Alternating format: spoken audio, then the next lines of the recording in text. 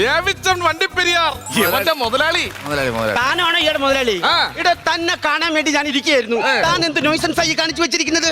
കന്യ സംസ്ഥാനങ്ങളിൽ നിന്നും തൊഴിലാളികളെ കൊണ്ടുവന്ന് ഇവിടെ ജോലി ചെയ്യുന്നത് പോലെ താൻ കളിക്കവിളയുന്ന ഒരാളെ റബ്ബർ വെട്ടാൻ വേണ്ടി ഇവിടെ കൊണ്ടുവന്നു.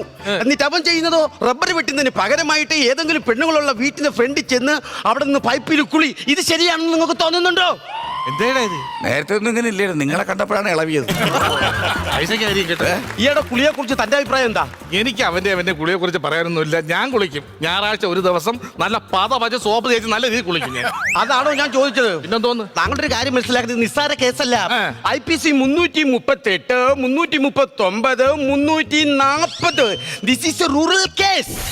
Public nuisance.